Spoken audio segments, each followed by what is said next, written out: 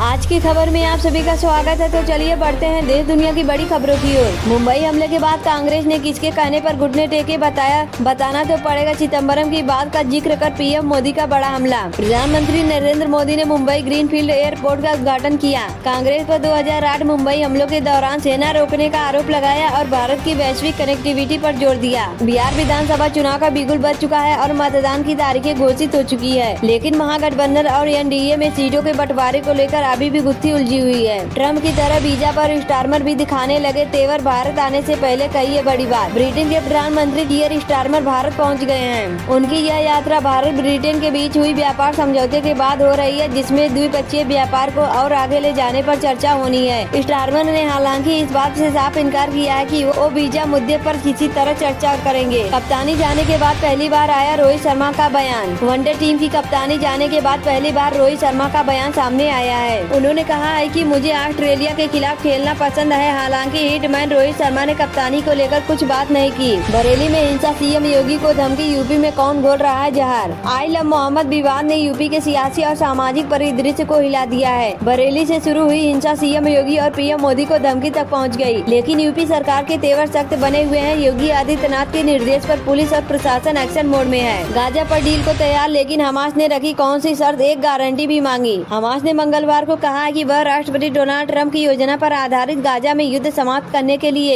एक समझौता करने को तैयार है, लेकिन उसकी अभी भी कुछ मांगे हैं। साथ ही उसने गारंटी भी मांगी है। 43 दिन 19 मौतें, जहरीली कफ सिरप को घर घर खोज रही सरकार, असर ऐसा कि यूरिन तक रुका। मध्य प्रदेश के छिंदवाड़ा में जहरीली कफ सिरप कोल्ड ड्रिप ने 2 और बच्चों की जान ले ली है। पिछले 43 दिनों में मरने वालों की संख्या 19 हो गई है। सांसद नदवी न पहले पसंद थे न आज। अखिलेश से मुलाकात के बाद बोले आजम खान, बताया सपा प्रमुख से क्या हुई बात। रामपुर में समाजवादी नेता आजम खान ने अखिलेश यादव से मुलाकात के बाद चुप्पी तोड़ी है। उन्होंने कहा कि अखिलेश से कोई शिकायत नहीं हुई है, बस पार्टी को बेहतर बनाए रखने की बात हुई है। मेडिकल कॉलेज की पानी टंकी में कैसे पहुंची लाश, सच जानने पहुंची DM Divya Mittal. Medical college की पानी टंकी में लाश कैसे पहुंची है, यह सवाल हर किसी की जुबान पर है। बताया जा रहा है कि लाश 10 दिन से अधिक पुरानी है। देवरिया की डीएम दिव्या मित्तल ने मौके पर पहुंचकर घटना स्थल का निरीक्षण किया है। कमल के फूल जैसा डिजाइन, 9 करोड़ पैसेंजर हैंडलिंग की क्षमता। पीएम मोदी ने किया नवी मुंबई इंटरनेशनल एयरपोर्ट का उद्घाटन। अमेरिका से मिसाइल दे रहा पाकिस्तान, चीन दे रहा बांग्लादेश को विमान, भारत के पड़ोस में हलचल। अमेरिकी राष्ट्रपति डोनाल्ड ट्रंप की ओर से भारत पर कुल 50% टैरिफ लगाया गया है, जो दुनिया और खास तौर से पाकिस्तान और चीन के मुकाबले काफी ज्यादा है। रूसी तेल की खरीद को लेकर अमेरिका भारत को निशाना बना रहा है। दिल्ली में मीडिया से बात करते हुए जीतन राम मांझी ने कहा है कि हम अपने आप को अपमानित महसूस कर रहे हैं। हम लोगों को मतदाता सूची नहीं दी गई है, हमें बैठकों में नहीं बुलाया गया है। ये अपमान का घूंट हम कब तक पिएंगे। 2 घंटे फटते रहे गैस सिलेंडर, टैंकर ड्राइवर की जलकर मौत। जयपुर अजमेर हाईवे पर देर रात बड़ा हादसा हुआ। केमिकल टैंकर ने एलपीजी सिलेंडर भरे ट्रक को टक्कर मार दी। 2 घंटे तक 150 सिलेंडर फटते रहे। धमाके की आवाज 10 किलोमीटर तक सुनाई दी। टैंकर ड्राइवर जिंदा जल गया। भारत के साथ फिर युद्ध की आशंका, इंशाअल्लाह। इस बार पाकिस्तान के रक्षा मंत्री का भड़काऊ बयान, दी बीदर बबकी। ख्वाजा आसिफ के बयान से साफ लगता है कि पाकिस्तान को फिर से भारत के हमले की आशंका डरा रही है। डरे हुए मुल्क और डरे हुए नेता ऐसी ही खोखली बयानबाजी करते हैं, धमकी देते रहते हैं, और भारत के ऑपरेशन सिंदूर से पहले भी हम ऐसा देख चुके हैं। 2 साल पहले क्यों छिपाया जहरीले कफ सिरप का सच। इंदौर की फाइलें दबाने वाला कौन, बच्चों की मौत पर बड़ा खुलासा। इंदौर की एक और दवा फैक्ट्री में 2 साल पहले जहरीली कफ सिरप पकड़ी गई थी। अब क्या करेंगे ट्रंप दोस्त। रूस ने तेज कर दी डिस्काउंट की धार, ज्यादा तेल खरीदेगा भारत। रूस से तेल खरीदने के लिए अमेरिका ने भारत पर 25% का अतिरिक्त टैरिफ लगाया है, लेकिन भारतीय रिफाइनर अब रूस से ज्यादा तेल खरीदने की तैयारी में है। हालांकि सितंबर में भारत की कुल ऑयल इंपोर्ट में रूस की हिस्सेदारी 33.9% रह गई, जो अप्रैल में 40% थी। अमित शाह मीर जाफर की तरह धोखा देंगे, प्रधानमंत्री मोदी हो जाए सावधान। पश्चिम बंगाल की मुख्यमंत्री ममता बनर्जी ने कहा है कि अमित शाह प्राइम मिनिस्टर की तरह काम कर रहे हैं और कभी भी पीएम मोदी को धोखा दे सकते हैं। उन्होंने कहा है कि प्रधानमंत्री मोदी को सचेत रहने की जरूरत है। गृह मंत्री अमित शाह ने बदल लिया अपना पता, खुद दी जानकारी, अब करेंगे जो मेल का इस्तेमाल। प्रधानमंत्री नरेंद्र मोदी ने भारत में निवेश के लिए प्रोत्साहित किया, कहा यह निवेश और इनोवेशन के लिए सही समय है। मोदी सरकार ला रही है नई श्रम नीति, सैलरी से लेकर कार्यस्थल तक दिखेंगे बदलाव। अमेरिका AIM 120 मिसाइल सौदा, पाकिस्तान को मिला मौका तो मोदी सरकार पर भड़की कांग्रेस। पाकिस्तानी सेना पर विद्रोहियों ने किया हमला, 2 अधिकारी समेत 11 सैनिकों की मौत। भारत ने कराया जाफर एक्सप्रेस विस्फोट पर पाकिस्तानी रेल मंत्री ने फिर दिखाया बड़बोलापन, परमाणु बम की दे चुके हैं धमकी। इस साल मार्च को जाफर एक्सप्रेस पर अटैक हुआ था। इसके बाद कई कई घंटे तक चले ऑपरेशन में सुरक्षा बलों ने ट्रेन को छुड़ाया था। इसी ट्रेन को 6 महीने के बाद एक बार फिर निशाना बनाया गया था।